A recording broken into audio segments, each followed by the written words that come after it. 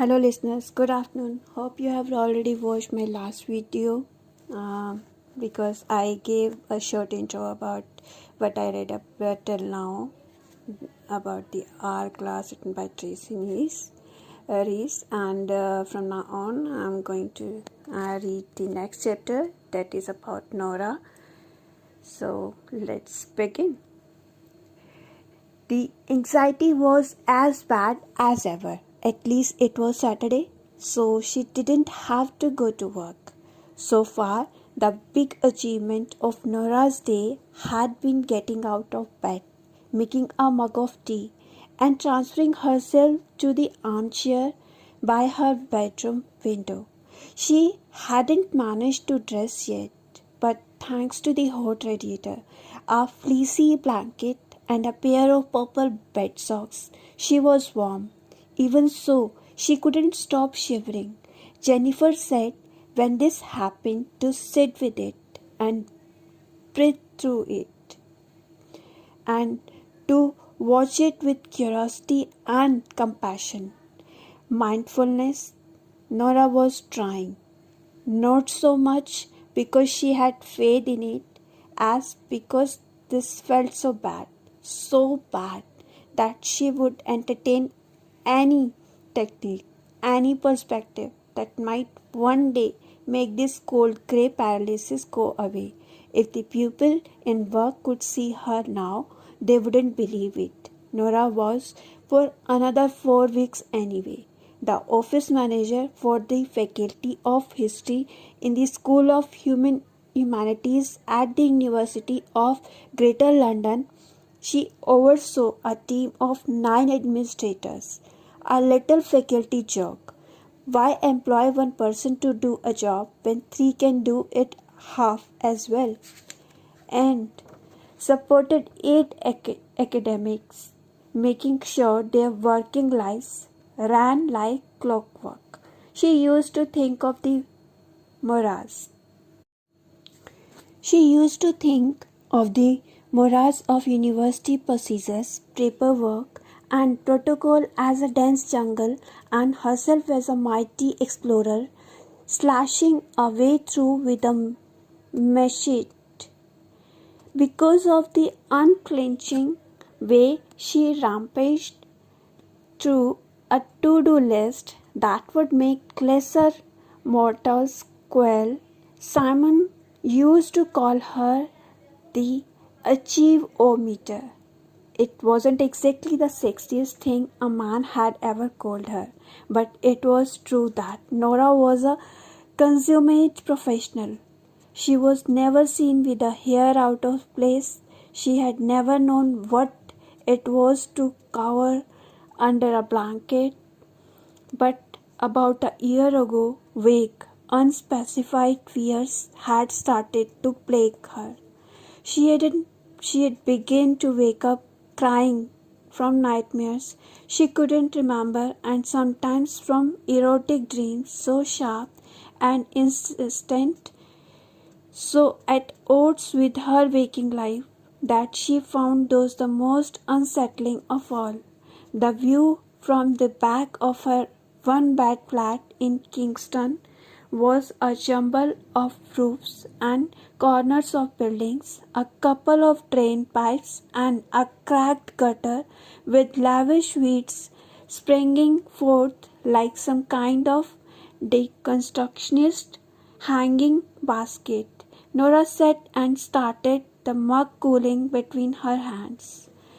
What was she going to tell everyone at work on Monday? She had been there 9 years. She was part of the furniture, as Dr. Mina Brantham,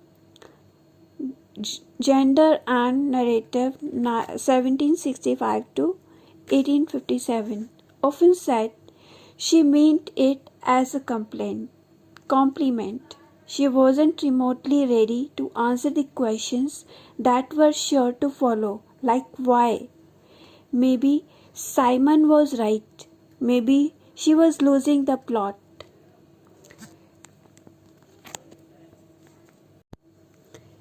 It was a moment of pure impulse. brought about by contrast of the image of the beach with those green painted doors and that damp plastic one. A sudden vehement rejection of everything they symbolized about her life, but she couldn't say that to her colleagues. Her brain kept telling her that she had just made a catastrophic mistake. Her job really could be worse, but some rebellious, unacknowledged part of Nora whispered it could be a lot better too. What would she do when she finished? Spend every day like today, playing dead to an invisible predator shrinking from life. Would she go really properly crazy? The possibility had never been anywhere on Nora's radar before. She was clever, practical, dedicated, a very together young woman. Dr. Wyndham Windsor, 20th century politics and sociology, had commented her once. Her mug was now stone cold. Nora set it down on the window sill, and the roofscape before her eyes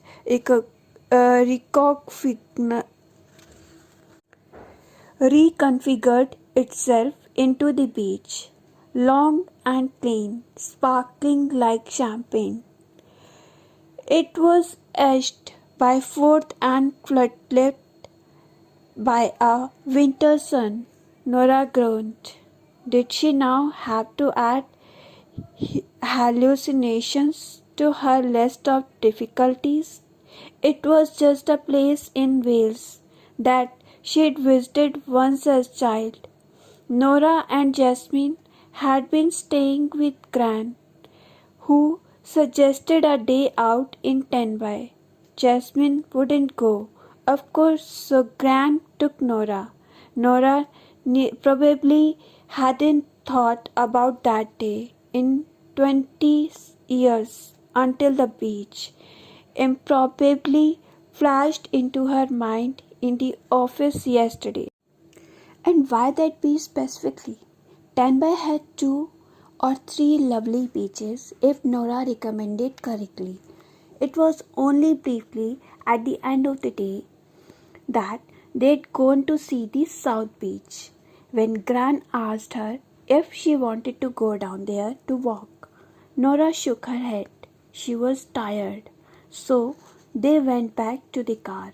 It had been a pretty place, a happier time, but nothing remarkable had happened there. It didn't hold any special significance for her. It was ridiculous. You couldn't be haunted by a beach, but the more Nora tried to push the image away, the stronger it grew. And the strangest thing was, whenever she saw the beach, the anxiety faded. The worst thing about having a nervous breakdown or whatever she was having was how disconnected it made her feel. Last night, on her way home, she had seen Glenn, the homeless man, outside the train station. He was clutching a lead with no dog attached to it. When he saw Nora, he seized her arm. "Have you seen him?" he asked, his eyes wide and imploring. "Seen who?" asked Nora. "Your dog?" He frowned at her. "No, I don't have a dog. Myself. I can't find myself. Have you seen him?" Nora had bought him coffee and cake from a nearby cafe and sat with him for a while. She felt the same way, as though all the things that had once made up Nora were coming apart and floating off. It was scary and very lonely. Nowadays, the slightest thing could rattle her, like the prospect of this evening. She had to go to her mother's for dinner. Well, she didn't have to. Jennifer was forever pulling her. up to vocabulary like that. Her mother had simply issued an invitation that Nora had been free to accept or decline. Jennifer insisted. So Nora had chosen to accept her mother's forcibly worded invitation, hoping that this time it would be the way it used to be. It was an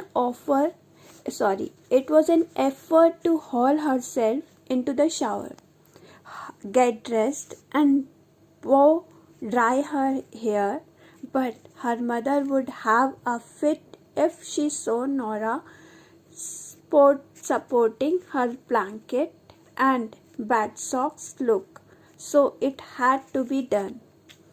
Okay, muttered Nora to Jennifer in her head.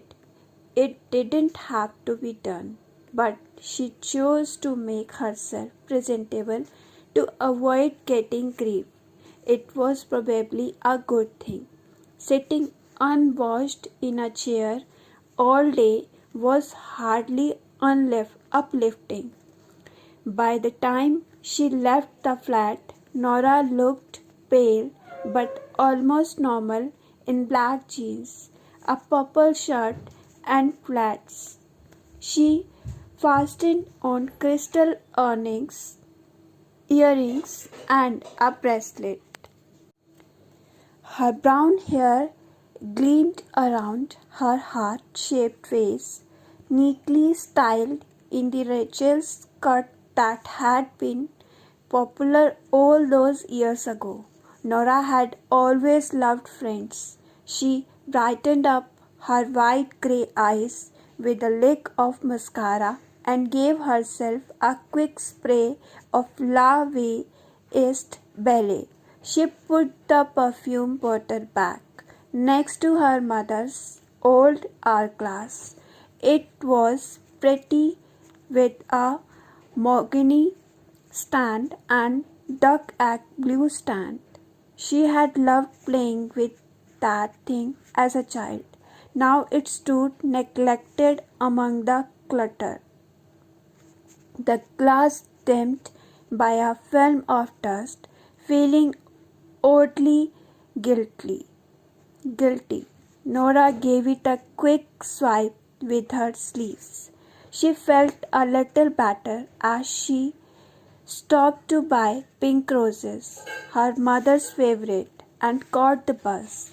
And if she was seized with a great urge to stay on the bus to the end of the line at Richmond, well, that didn't have to mean anything, did it? You couldn't always be in the mood to visit your mother, could you? Except that once upon a time, Nora always had been. Her dad, Steve, had run out on them when she was small on Nora's first birthday. To be exact, Jasmine had never remarried. It was just the two of them, and they hadn't wanted anyone else. They were close as close. That's what Jasmine always said when people expressed admiration that she coped so well. We are close as close. She would smile, shaking her head. We are just fine. We aren't we, Nora? And they were. Their best friendship had thrived even when Nora went to university, then went to live with her first boyfriend. Until last year, they had still been each other's favorite person to spend time with, close as close. Nora didn't know why it had changed. Nothing dramatic had happened. Nora's fault, Jasmine's fault, or completely natural and inevitable. Perhaps no one stayed that close with their mother forever. Things were still okay. It wasn't as though they didn't speak or anything, but there seemed to be constant tension between them. Aggravation. The simplest conversations became landmines of misunderstandings. They were too close, perhaps. On the top deck of the bus to Petersham, Petersham, she muttered affirmations under her breath. She wasn't Jennifer's suggestion. This wasn't Jennifer's suggestion. Nora had got the idea from one of the self-help books she had accumulated over the last few months. They did calm her down a bit. All my relationships are harmonious and satisfying. I am a confident, capable adult. I am free to make my own choice.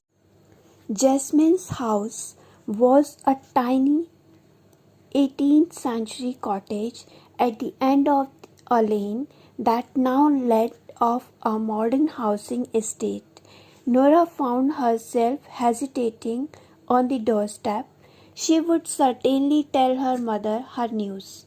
That's what Nora and Jasmine always used to do. Nora would come home from school and tell her mother every last detail of her day over hot chocolate and Jacob cracks. Jasmine would come home from work and tell Nora about her day at the office while she sipped a glass of wine. Nora wanted it to be like that again, so she had resigned for no discernible reason and with no job to go to. She should still be able to tell her mother, shouldn't she? All my relationships are honest and open. I am a strong, independent adult. The door flew open and Nora jumped. Are you going to stand there all night talking to yourself? Her mother demanded. I've been watching you from the upstairs window. Anyone would think you didn't want to come in. Of course, I want to come in. Nora flushed and tossed the flowers towards her mother, whose eyes gleamed with pleasure. Jasmine had long dark hair, as she had ever since Nora could remember. Of course, now that Jasmine was in her 70s, the color was bottle assisted, but it was beautifully done, and the color still suited her, with her striking blue eyes and elfin bone structure. Her skin was soft as silk, and she was annoyingly petite. It made Nora, who was 5'9" and curvaceous, feel rather gigantic next to her. Apparently, she took after her father. Thank you, darling. They are beautiful. You are good. Now come in. Come in. What's that awful mess on your shirt?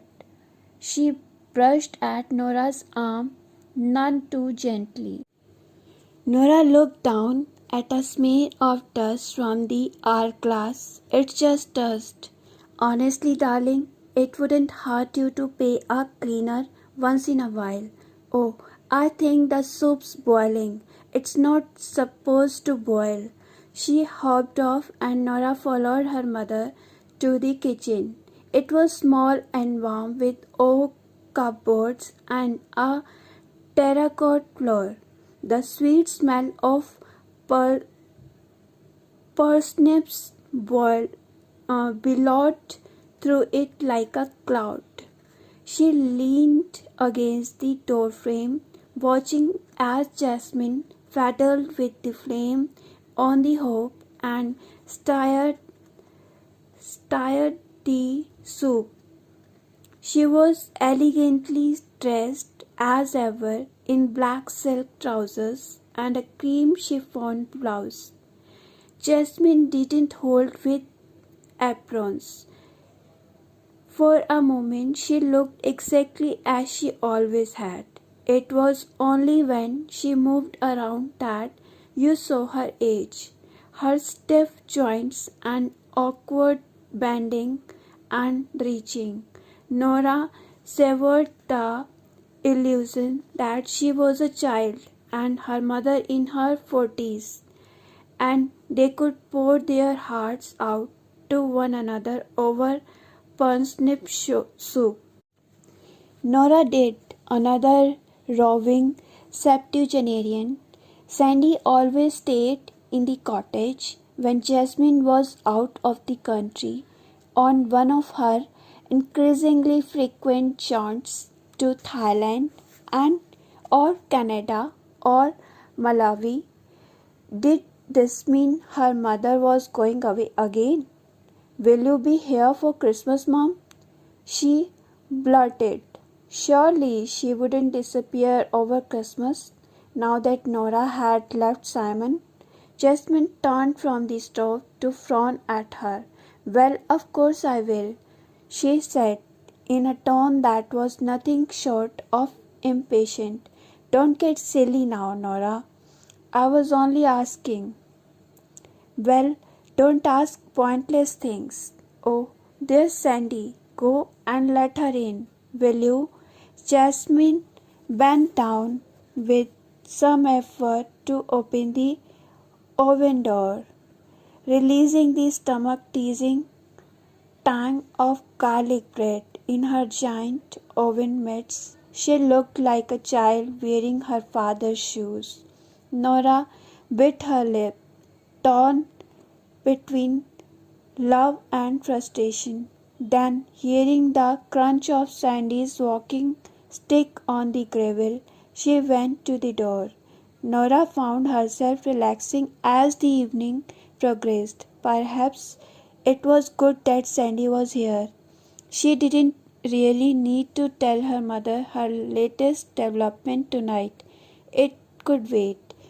"Nora still seeing that counselor woman," said Jasmine over lemon meringue pie. "It bothers me. All that digging around in the past and the waste of money. We didn't do it in our day, did we?" "Don't forget, Jasmine," said Sandy. "Times are different now. Young people are under a lot of pressure these days." "Sorry, Nora. I don't mean to sound patronizing. I do know you are quite grown up. It's just that anyone under 60 seems young to me these days." Nora laughed. Sandy was very and strong. Her thick grey hair was pulled back in a ponytail, and she wore her usual jeans and a polo neck. She was lively and interested in people. She was a good advert for 70-something. "So everyone says," scolded Jasmine. You should hear them all on morning TV, moaning on about noise pollution and time pressure and social media bullying. Everything has to be a big deal. Rather than start a row in front of Sandy, Nora excused herself and went upstairs. Jasmine used to pride herself on being so open-minded. How on earth had she changed so much? In the bathroom, tea lights flickered on the windowsill and the boiler hummed. Nora felt nostalgic. She missed living here, young and optimistic, catching the bus along the river to school. She missed her mother, for heaven's sake. Quite how she could miss someone who was sitting downstairs at this very moment she didn't understand, especially when that someone had been driving her mad for the last 2 hours. It was how her mother had been that she missed. how it was between them in the old days. On the landing, she saw that the loft ladder was pulled down. Jasmine had mentioned that the annual exhumation of the Christmas decoration was in progress. Nora felt a sudden hankering to look through her mother's old photo album. When Nora was young and utterly in awe of her beautiful, adventurous mother, she had spent hours poring over them. Jasmine sat with Nora on many winter's evenings, turning the pages and telling the stories behind the pictures. Nora had been mesmerized, believing her mother to be the woman that anyone surely would want to be. But now, with her mother so changed, Nora found herself wondering what life had really been like for Jasmine behind the bright images. "Mum," she called, "I'll be a few minutes. I need to look through my old books." "Okay," her mother called back. "Do you want me to cut you another slice of pie for later?" "Yes, please." "Really? I thought you were trying to lose weight." "Well, why did you offer it then?" muttered Nora, rolling her eyes and refusing to answer. Quickly she climbed into the loft and switched on the light. Boxes of Christmas decorations were piled in the middle of the floor, tinsel tails straggling out. Nora picked up the torch that lived next to the loft hatch and shone it on the various objects, her school reports and projects, suitcases, the guitar that neither of them had ever learned to play. She spotted the ornamental chest that held the albums and opened it. There was no mystery to uncover. She knew she would find no secret letter or previously unnoticed inscription on the back of one of the photos, because she knew those albums inside out, back to front, cover to cover. She just wanted to look at them again. She pulled out the top album and opened it at random. Nora smiled. She hadn't seen these pictures for years. First, there was Jasmine's go-go girl phase. She'd been a model in London in the 60s, and the photo showed her with sooty eyelashes, mini skirts, and clunky knee-length boots. Her long dark hair back combed high on her head. A hippie phase in the 70s had followed. Flowing tight